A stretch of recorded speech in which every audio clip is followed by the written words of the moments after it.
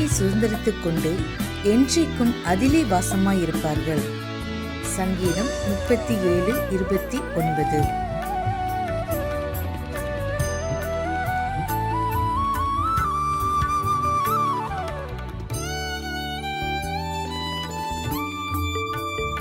The righteous shall inherit the land and dwell therein forever. Psalms 37:29.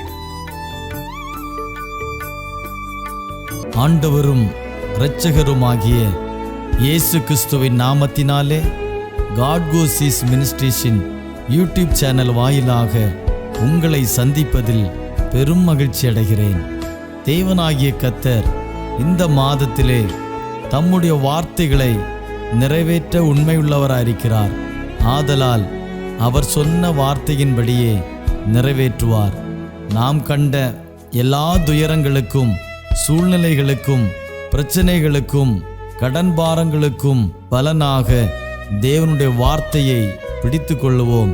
நிச்சயம் தேவனாகிய கர்த்தர் தம்முடைய வார்த்தையின்படியே நம்மை ஆசீர்வதிப்பார்.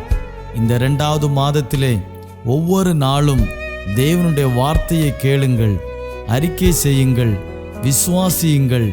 கர்த்தர் சொன்ன வாக்கு தத்தங்களை அவர் நிறைவேற்றுவார் என்று விசுவாசிப்போம், காத்திருப்போம். தேவனாகிய கர்த்தர் இந்த மாதத்திலே பெரிய காரியங்களை செய்வாராக. ஆமேன்.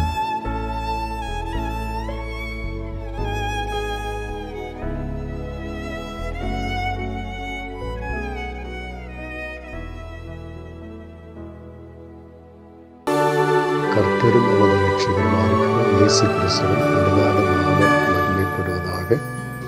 ஆண்டவர் கடந்த நாட்களெல்லாம் நம்மோடு கூட இருந்து அவருடைய இரக்கங்களினாலே நம்மை முடிசூட்டி நடத்தின கிருபைகளுக்காக ஆண்டவரை ஸ்தோத்திரிக்கிறேன். அவருடைய இரக்கங்களுக்கு முடிவில்லை என்பதாக நாம் வேதத்திலே வாசிக்கிறோம். நாம் கடந்து வந்த பாதைகளிலே வந்த வேதனைகள், கண்ணீர்கள், வாழ்க்கையில் வந்த எல்லா சூழ்நிலைகளிலும் தேவனுடைய கிருபை, அவருடைய இரக்கம் நம்மை பாதுகாத்ததற்காக ஆண்டவரை ஸ்தோத்திரிக்கிறேன்.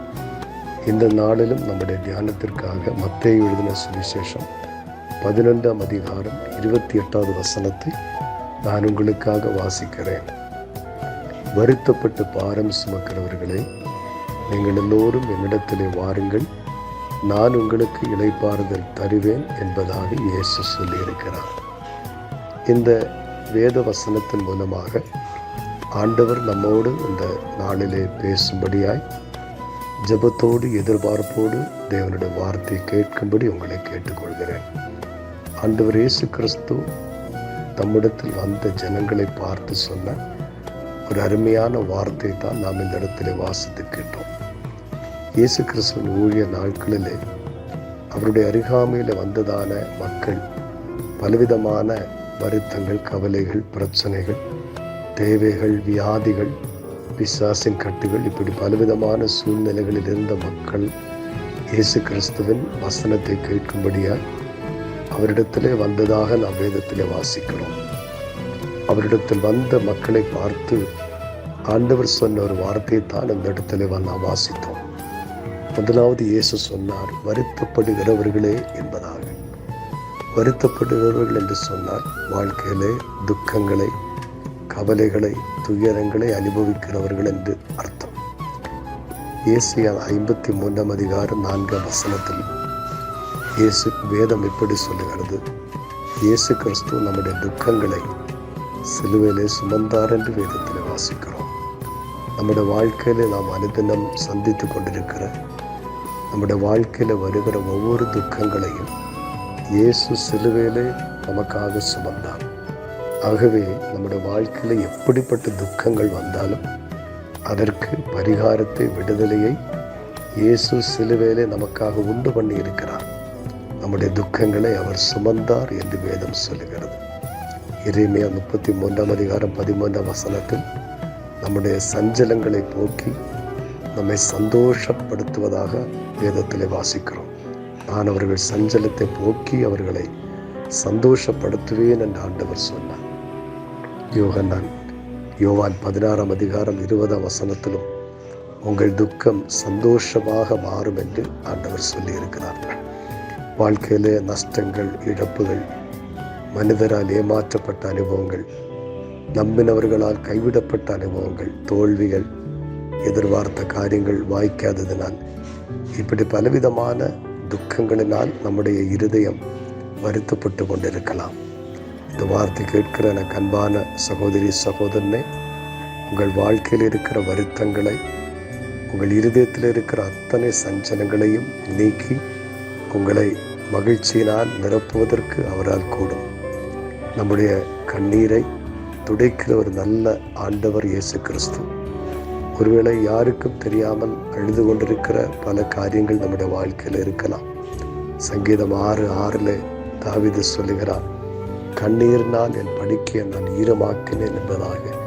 இந்த வாழ்க்கையில் வந்த அநேக கண்ணீரான சூழ்நிலைகளை வேதம் சொல்லுகிறது ஆண்டவர் மாற்றி இந்த வாழ்க்கையை ஆண்டவர் மகிழ்ச்சியினால், சந்தோஷத்தினால் நிரப்பினதாக நாம் வேதத்தில் வாசிக்கிறோம். ஏசாயா 35:10 சொல்லுகிறது, நித்திய மகிழ்ச்சி அவர்கள் தலைமையில் இருக்கும், சஞ்சலமும் தவிப்பும் ஓடிப்போகும் என்று வேதம் சொல்லுகிறது.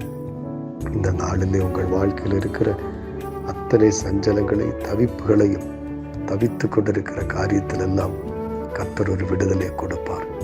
ஏசாயா 43:19 சொல்லுகிறது, கர்த்தர் வனாந்திரத்திலே வழிகளை திறப்பார், அவாந்திர வெளிகளிலே ஆறுகளை உண்டாக்குவார் என்பதாக வேதத்திலே வாசிக்கிறோம். ஏசாயா 56:7 சொல்லுகிறது, நான் என் ஜனத்தை என் ஜெப வீட்டிலே கொண்டு வந்து அவர்களை மகிழ பண்ணுவேன் என்று வேதம் சொல்லுகிறது. ஆண்டவர் உங்களை மகிழ பண்ணுவார். இந்த வருஷம் முடிவதற்குள்ளாகவே உங்கள் வாழ்க்கையில் இருக்கிற அத்தனை வருத்தங்களை மாற்றி ஆண்டவர் உங்களை நிச்சயமாய் மகிழ பண்ணுவார். பிரியமானவர்களே, சங்கீதம் 4:7 சொல்லப்பட்டிருக்கிறது, தானியமும் திராட்சரசமும் பெருகியிருந்த காலத்தில் அவர்களுக்கு இருந்ததை பார்க்கலும் அதிக சந்தோஷத்தை கர்த்தர் இருதயத்திலே தந்தார் என்பதாக. அதிக சந்தோஷத்தை தேவனை தேடுகிறவர்களுக்கு ஆண்டவர் கொடுக்க வல்லவர். இரண்டாவது சொல்லுகிறது, பாரம் சுமக்கிறவர்களே. பாரம் சுமக்கிறவர் என்றால் சுமை சுமக்கிறவர்கள், பொறுப்புகள், கடமைகள், வேலைகள், பலவிதமான அலுவல்களை தனியாக செய்ய முடியாமல் தவித்து கொண்டிருக்கிற அநேகர் உண்டு. ஐயோ, தனியாக எல்லாவற்றையும் என்னால் செய்ய முடியவில்லை, எனக்கு உதவி செய்ய யாரும் இல்லை, என்னோடு கூட இருக்க யாரும் இல்லை, எனக்கு ஒத்தாசையாக, எனக்கு துணையாக யாரும் இல்லை என்று நினைக்கிறவர்கள் உண்டு. ஏசாயா 41:13 சொல்லுகிறது, பயப்படாதே, நான் உனக்கு துணை நிற்கிறேன். பலவிதமான பாரங்களை சுமக்கிறவர்கள், குடும்ப பாரங்கள், வேலையில் உள்ள பாரங்கள், பொறுப்பில் இருக்கிற பாரங்கள், கடன் பாரங்கள், இப்படிப்பட்ட பலவிதமான பாரங்களை உங்களால் சுமக்க முடியாமல் திணறிக் கொண்டிருக்கிறீர்களோ, ஆண்டவர் சொல்லுகிறார், நான் உனக்கு துணை நிற்கிறேன், நான் உனக்கு உதவி செய்ய என்னால் முடியும். 55 சங்கீதம் 22 சொல்லுகிறது, கர்த்தர் மேல் உன் பாரத்தை வைத்துவிடு, அவர் உன்னை ஆதரிப்பார் என்பதாக. இன்னைக்கு உங்கள் வாழ்க்கையில் எப்படிப்பட்ட பாரங்கள் இருந்தாலும் உங்களுக்கு உதவி செய்ய ஏசப்பா கூட இருக்கிறார்.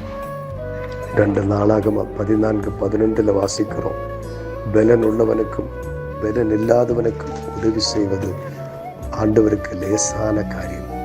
உங்களுடைய வாழ்க்கையில் எவ்வளோ பெரிய பாரமாக இருந்தாலும் உங்களுக்கு உதவி செய்ய ஆண்டவரால் முடியும்.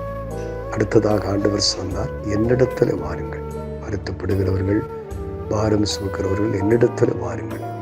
தேவனுடைய பிள்ளைகளை, உங்கள் வாழ்க்கையில் இருக்கிற வருத்தங்களை, பாரங்களை மாற்றுவதற்கு ஏற்ற ஒரு நல்ல இடம்தான் இயேசுவின் பாதம். நீங்கள் இயேசுவினிடத்தில் வரும்போது, என்னிடத்தில் வருகிறவனை புறம்பே தள்ளுவதில்லை என்று வேதத்திலே வாசிக்கிறோம். உங்களுடைய விடுதலைக்காக, உங்கள் பரிகாரத்துக்காக மனிதனை தேடியோ, மந்திரவாதிகளை தேடியோ, இன்னும் உலகத்தில் நமக்கு எப்படி யார் என்ன உதவி செய்யலாம் என்று சொன்னாலும் அவர்கள் வார்த்தைகளை நம்பியோ நாம் போனால் நம்முடைய வாழ்க்கையில் விடுதலை கிடைக்காது. தேவனிடத்தில் வர வேண்டும். நமக்கு ஒரு வருத்தம் வரும்போது, ஒரு பாரம், ஒரு பிரச்சனை வரும்போது நாம் முதலாவது செய்ய வேண்டியது அவருடைய பாதத்தில் போய் முழங்கால் படியிட வேண்டும். அவரே தேட வேண்டும். இயேசுவினிடத்தில் வர வேண்டும். மனிதன் மீதோ, பொருள் மீதோ, பணத்தின் மீதோ, பலத்தின் மீதோ நம்முடைய நம்பிக்கை போகக்கூடாது. நம்முடைய நம்பிக்கை இயேசுவின் மீது மட்டும்தான் இருக்க வேண்டும். அவரிடத்தில் வர வேண்டும். அவர் நமக்கு உதவி செய்வார். கடைசியாக ஆண்டவர் சொன்னார், நான் உங்களுக்கு இளைப்பாறுதல் தருவேன் என்பதாக. ஆறுதல் தருகிற ஆண்டவர், துயரங்களை மாற்றி பாரங்களை மாற்றி நம்முடைய வாழ்க்கையில ஆறுதலை கொடுக்கிறவர். ஏசாயா 66:13 வாசிக்கிறோம், ஒரு தாய் தன் பிள்ளையை தேற்றுவது போல ஆண்டவர் நம்மை தேற்றுவார். ஏசாயா 49:15 சொல்லுகிறது, ஒரு ஸ்திரீயானவள் தான் பாலகனை மறந்தாலும் நான் உன்னை மறப்பதில்லை என்று ஆண்டவர் சொல்லுகிறார். மன நிம்மதியை தருகிறவர். இன்றைக்கு வாழ்க்கையில நிம்மதி இல்லாமல், சமாதானம் இல்லாமல், துயரங்களினால், கவலைகளினால் பாரப்பட்டிருக்கிற எனக்கு அன்பான சகோதரி சகோதரனே, இயேசப்பா உங்களுக்கு ஆறுதலை கொடுப்பார். எல்லா சூழ்நிலைகளையும் ஆண்டவர் மாற்றுவார். உங்கள் வாழ்க்கையில் ஆண்டவர் பெரிய காரியங்களை செய்வார். இந்த வசனத்தை கேட்கிற ஒவ்வொருடைய வாழ்க்கையிலும் ஆண்டவர் ஆறுதலையும் சமாதானத்தையும் தந்தருள்வாராக. ஆமென். ஆமென்.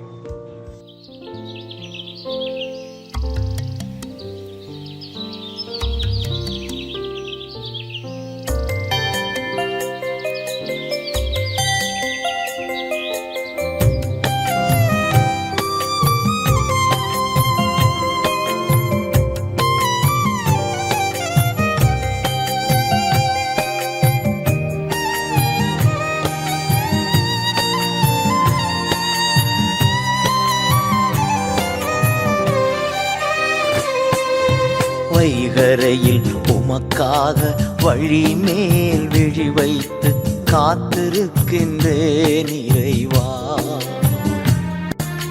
காலை நேரம் உமக்காக வழி மேல் விழி வைத்து காத்திருக்கின்றேன் இறைவா.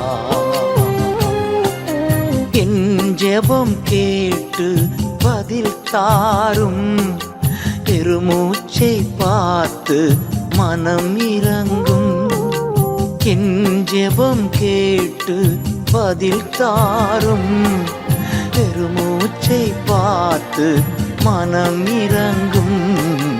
வைகரையில் உமக்காக வழி மேல் விழி வைத்து காத்திருக்கின்றேன் இறைவா.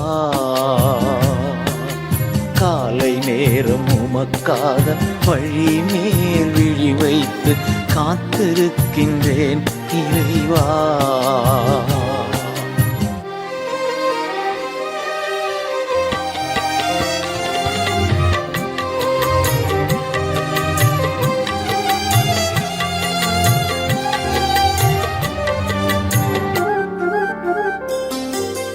உம் இல்லம் வந்தேன் உம் கிருபையினார், பயபக்தியோடு பணிந்து கொண்டே.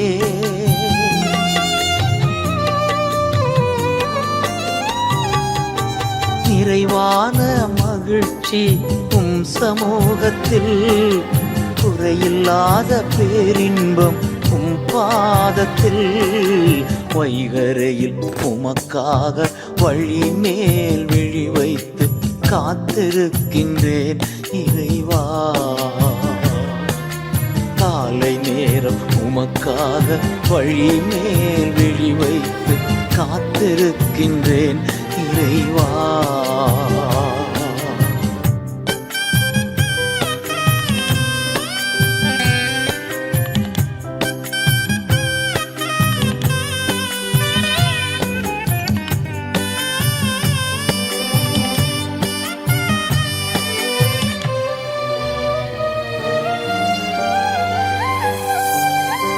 ஆட்சி செய்யும் ஆளுநர் நீர்தானையா, உம்மை அன்றி வேறு ஒரு செல்வம் இல்லையே.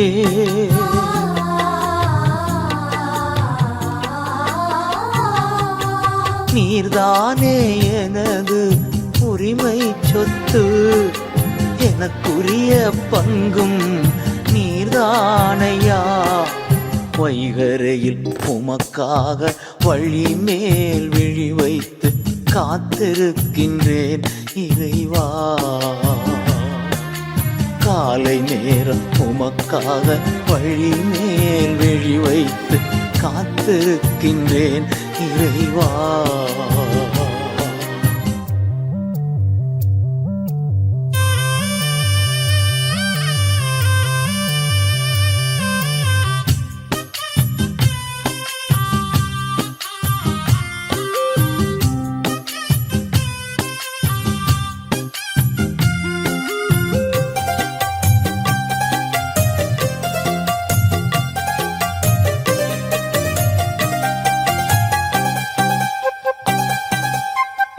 குழியில் பாதாளத்தில் விடமாட்டி அழிந்து போக அனுமதியும் தரமாட்டி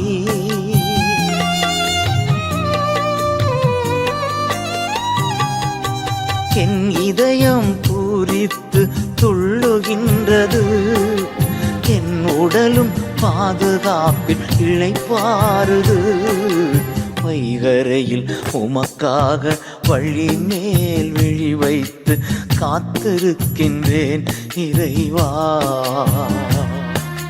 காலை நேரம் உமக்காக வழி மேல் விழி வைத்து காத்திருக்கின்றேன் இறைவா.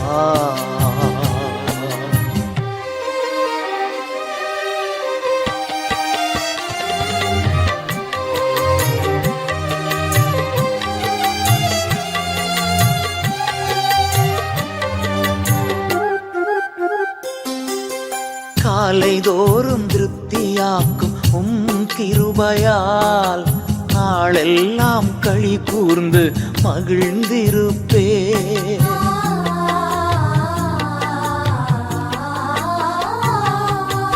எப்போதும் என் முன்னே நீர்தானையா, ஒருபோதும் அசைவுற விடமாட்டே. வைகரையில் உமக்காக வழி மேல் விழி வைத்து காத்திருக்கின்றேன் இறைவா.